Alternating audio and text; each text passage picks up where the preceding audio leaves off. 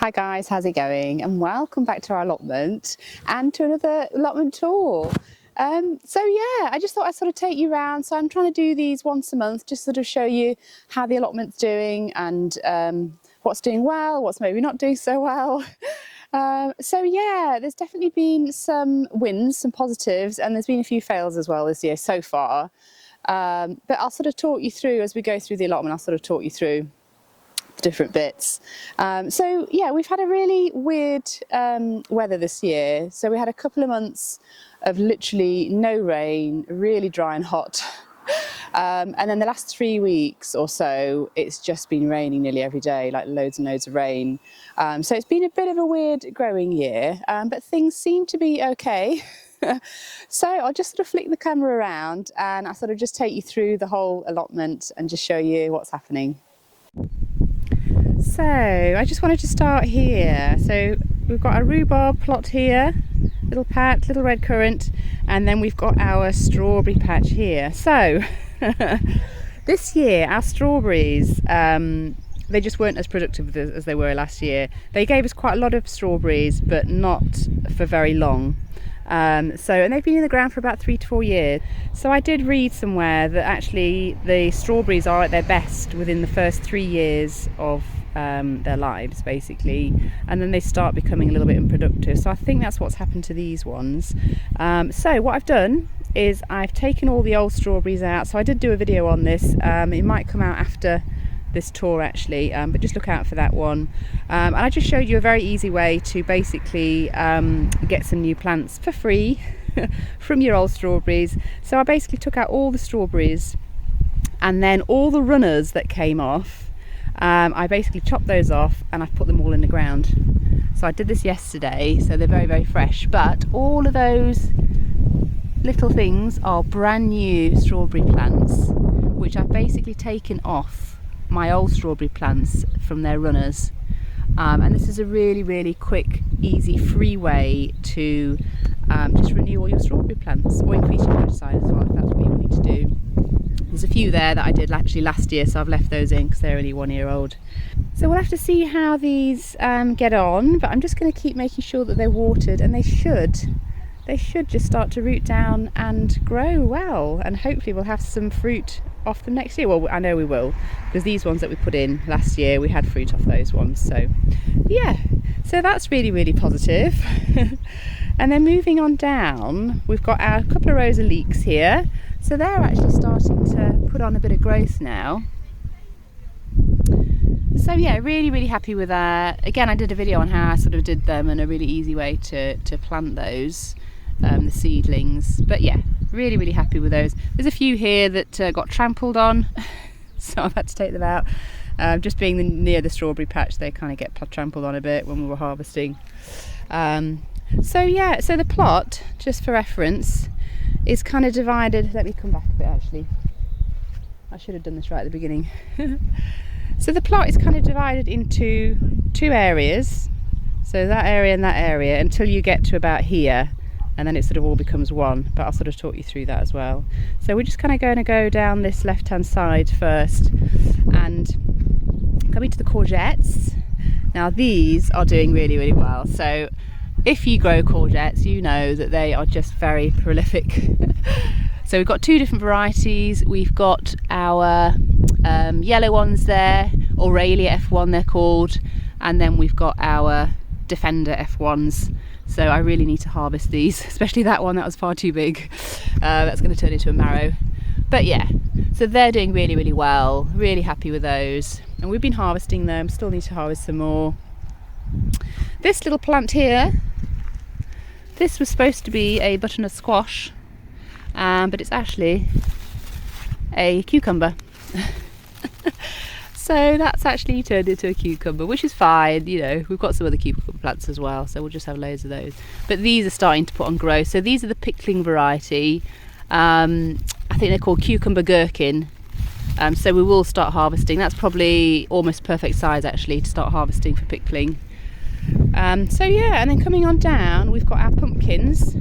So we've got 2 Turk's Turban, which are very, very slow actually. They're taking their time.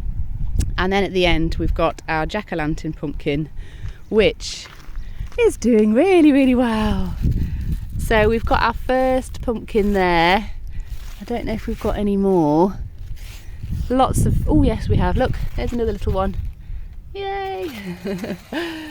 But basically we grow these for decorating, so Halloween decorating, and also we'll sort of make pumpkin soup or something else like that with any other surplus things. Right, so coming on this way, so I'll sort of come down the other side of the allotment now before we kind of go off into that sort of section there. So we've got our cucamelons on this trellis, and then our pickling cucumbers again on that trellis. So the cucamelons, my goodness, they took a while. They took a very, very long time. But I'm starting to see little cucamelons forming, and they're very, very tiny. But yeah, we'll have to wait and see on those. I think we will have some joy with those this year. But yeah, they just took a really, really long time for reference. I don't know if you've grown any cucamelons, but yeah, they took their time. Coming over to this side, we have got our pickling cucumbers. So yeah, we really, really need to harvest these. That's kind of well past, actually, past the good point of pickling. That one's looking a bit better. And we've got some growing up as well. So yeah, they're doing really, really well. They're liking that trellis. So this is the homemade trellis that I made. And they're really, really liking climbing up those. And coming down a little bit, this is where we've got our watermelon plants. So yeah, again, these took a moment to just get going. But now, where did I see? I hope it's not fallen off, because that would be really disappointing. Where is it? Oh, here we go. Little tiny watermelon. There's another one there. I'm sure there was a bigger one than that as well. I'll see if I can find them. But yeah, we have got some growth on the watermelons. Now, this was an experiment because, yeah, I don't know if we have the growing season really for it. Look, there's another one there. There's plenty of little flowers, so you never know. So these watermelons I picked purely because they've got a shorter maturity period. So I was hoping that we'd be able to grow them in the time that we have for our growing season here in the UK, because it's not as obviously hot and as long as other countries. So yeah, it's an experiment, and we'll see. We've got some fruit. We've just got to hope, fingers crossed, that they grow bigger and grow in time so that we can harvest them at the end of summer. So coming on down there, we've got our 2 rows of tomatoes. These are looking really, really good. They're starting to go very, very wild, but we have got tomatoes on these. They've not gone red yet, but they're looking really, really good. So we've got 2 different varieties. We've got our beefsteak, which I think is that one, and then we've got our more sort of snacking tomatoes, which is that one. But they're doing really, really well. So what I might do is actually, in a few weeks, I might top these so they can really push their energy into the fruit that they're producing now, rather than keep growing upwards and producing more flowers. So I saw I think it was a post or a video by Charles Dowding. He's like my guru that I watch on the sort of growing vegetables and things. And he recommended that you do actually top your tomatoes. I mean, he said the other day, but I'm going to wait a couple more weeks, and it just then helps to put all the energy into those flowers and the fruit that it's already got, and it just gives them time to ripen up. I do remember last year actually we didn't do that, and they did take ages to go red. We had lots of red ones, but again at the end of the season we had loads of green ones left, which we took home, and they ripened on the windowsill, which was absolutely fine. But yeah, so we're going to try that way this year and see which one was best, and I'll report back to you. So coming on down, the next row we've got are our peppers. So these are Demeter F1 peppers, and really, really exciting. Again, these were a bit of an experiment because I don't know if we've got the heat to grow these, but look, we've got peppers. So exciting. I really, really didn't know whether we would get any. Oh, I've just seen another bigger one. Have a look at this one. That's even bigger. So really, really happy with these. So normally you would grow peppers inside in a greenhouse, but we're trying to grow them outside, and it looks like they are doing well at the minute, so fingers crossed for those as well. And then coming on down, we've got our row of beans. So these ones, again, we had a bit of a struggle. These ones we sowed directly here up at the allotment. So the day that we sowed all our sort of direct sowed seeds, we had a huge rainstorm, and I think it just washed away a lot of the seeds. A lot of them were displaced. And yeah, so we had to come in and re-sow them. We gave them a couple of weeks just to see if they would do anything, and then came back a couple of weeks later and sowed them all again. So they are a little bit behind. They are flowering, but I can't see any sign of beans yet. So we'll have another quick look now, see if we can see any. So let's see if we can see any sign. Oh, we can! We can see sign of beans! Oh, amazing! Oh, that is really good news. Oh, there's loads in there, look! Little tiny green beans! That has made my day. That is absolutely brilliant. Let's see if there's any on here. Yeah, there's tiny little ones coming out. Oh, I'm so happy with those. Really impressed. So we did plant some other ones, some edamame beans, and they just did not come up. I planted them twice, sowed them twice, nothing. So these ones are the Annabelle beans. So yeah, I think we might still get a little bit of a harvest off these, which is really exciting. And then coming down, so this is the rest of the plot on the other side. We've got our 3 rows of beetroot. So originally I sowed 2 rows. I then came and thinned them out, and I've sort of created another row. So these ones are a little bit later. So that'll give some sort of a bit of a succession growing here. And again, they're starting to put on a bit of growth. These ones were getting eaten. So I covered them over again with this sort of netting hoop. But I can just see here they're starting to create their bulbs. So yeah, or their roots, I don't know what you call them, roots probably. So yeah, really happy that they're actually progressing now. And then behind them we've got our spring onions. Again, we had to sow these twice because they were direct sowed. Got washed away. But yeah, some of these are nearly ready to pick. Gonna have those in a nice salad or in a stir fry, or yeah, they're going to be delicious. And then we've got our row of Brussels sprouts and our row of kale behind that. So our Brussels sprouts, we've got probably a couple of plants that are looking really good. Now we don't eat a lot of Brussels sprouts, if I'm honest. We like to have them at Christmas time, and that's about it. So we didn't want to grow too many of those. Those 2 look like they are getting eaten. All the leaves are being eaten off, so we'll see what happens to those. But it's no shame if we don't get those, because we don't eat a lot of Brussels sprouts. So that's the Brody F1, those ones. Oh, by the way, the spring onions were Splendor Star, I think they're called, and then the beetroot were Bartholdi beetroot, and they're a bit of a mix in there. So after that we've got the kale, which we've already harvested some of this, and it's doing really well. Some of the leaves are getting eaten, but generally we are looking pretty good with the kale, and I love eating kale. It's so healthy for you.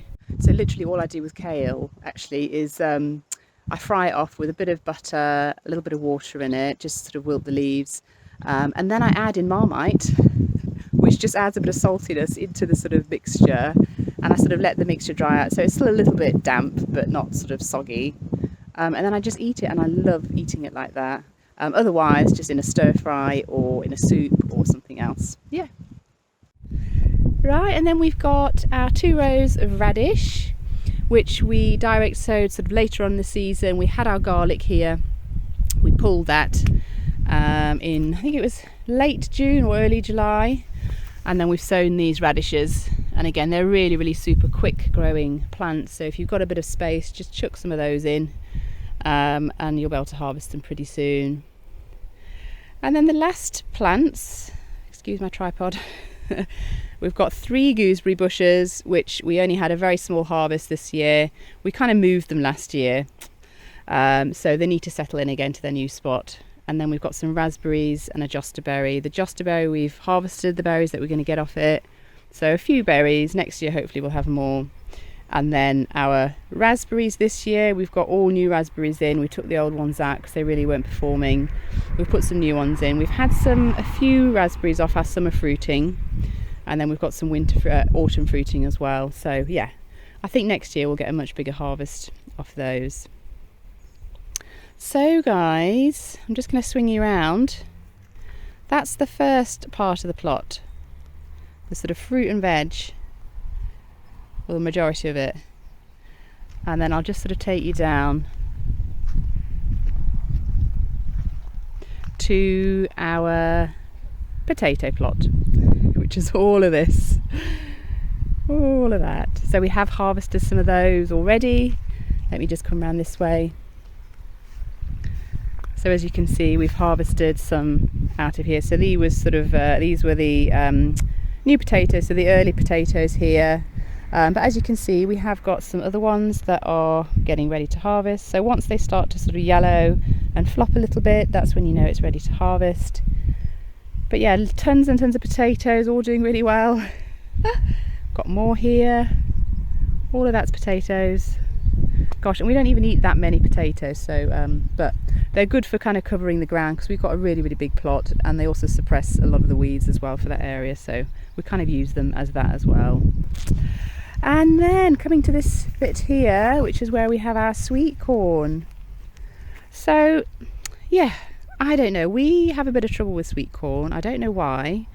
Last year we had trouble with them. This year they seem to be doing okay. So they have formed their, or a lot of them have formed their bits, their cobs. They're not ready yet, so there's some missing off the top though. And again, this is what happened last year, and they sort of went a bit sort of mouldy and rotten in the end, which was a little bit disappointing. So again, remains to be seen whether these are a success this year. I'm a bit doubtful at this point in time, but we shall wait and see. Right, and then coming over, I'm just going to hop over the potatoes. This is where we've got our 2 rows of dahlias. So we've got the 2 rows that come down here, and really, really exciting. Some of them are starting to put on their flower buds, which is so exciting. So I've got lots of different varieties. Each plant is a different variety basically. But as you can see, they're just starting to give us our flowers. Finally, they took such a long time. Look, this one's just starting. Little tiny flower. The yellow one I moved from our front garden bed at home, and then just plopped it in here. So that one was a bit ahead. But yeah.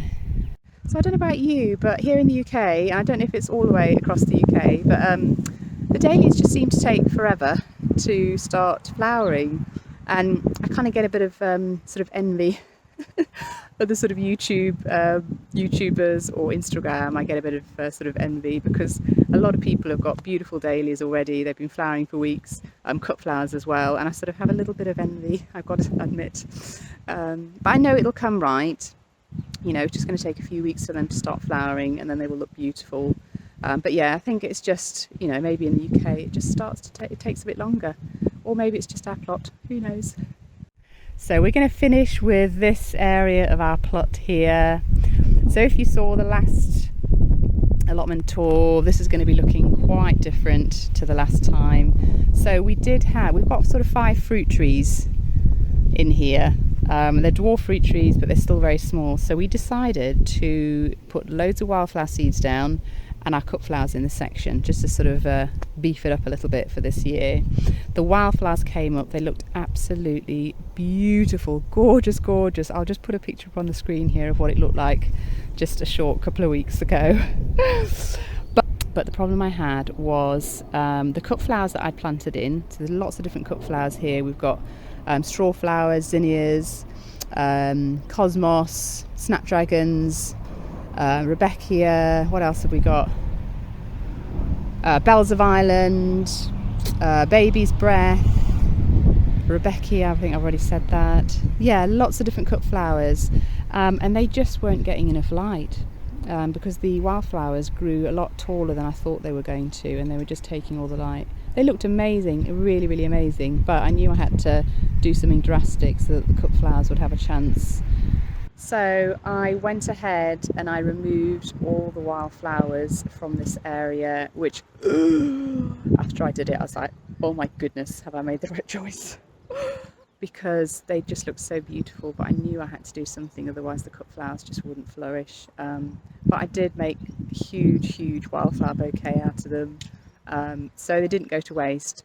But I am glad that I did it because the cut flowers are starting to liven up and they're starting to put on a bit of colour. It's taken a while for them to recover because they just weren't getting enough light, but I'll just sort of take you through a few of the bits. It's still looking a bit sparse and it's not like amazing, not like the wildflowers were, but I am encouraged because there are some really nice blooms starting to appear, so I'll just show you. So I'll just start off at the back and I'll sort of walk through, I'll swing you around. So here we go. So we've got some flowers starting to show. So we've got some snapdragons here, which is a beautiful colour. Really beautiful pink, sort of warm corally pinky. And then I think there's a salvia behind there. I think that was part of the wildflower mix, but I didn't take that one out because it looked really pretty.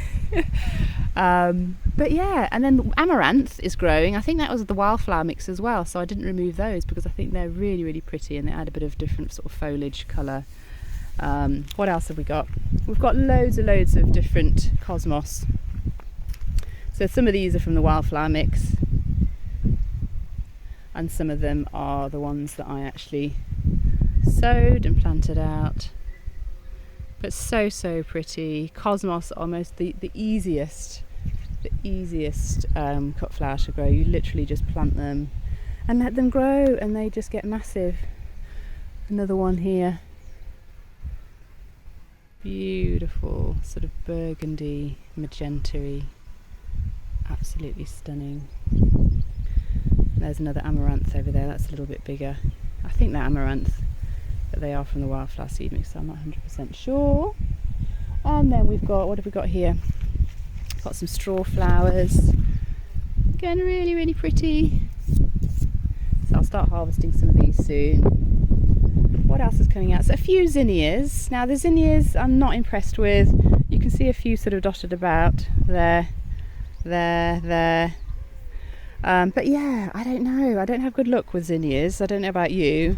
Last year I grew them and they were really tiny. And this year, I don't know. I'm just not enjoying all the colours.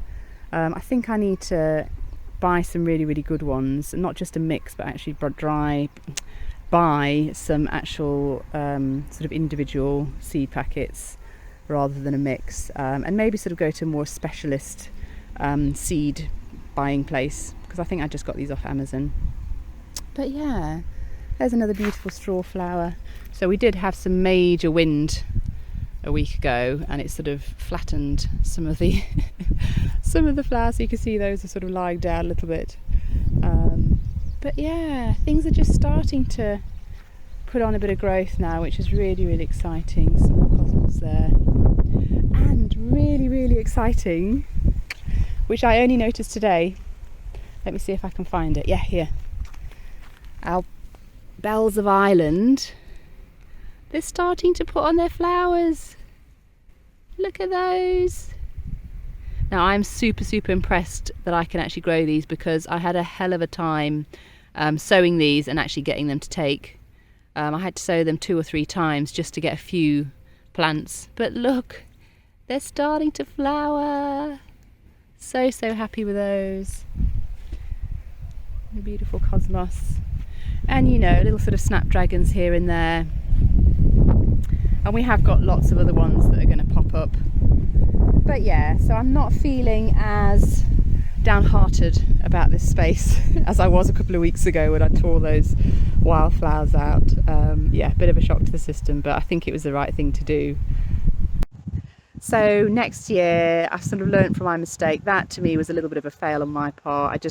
I assumed that the wildflowers would stay shorter, they sort of gave us that first flush of colour, which is what I wanted, and then the cut flowers would sort of come up above those and then start to flower, but that didn't happen because the wildflowers were just so tall. But next year I'm still planning to do wildflowers in this section, but what I'm going to do is actually put the cut flowers somewhere else on the plot, and I'm thinking more of doing cut flowers mixed in with the vegetables.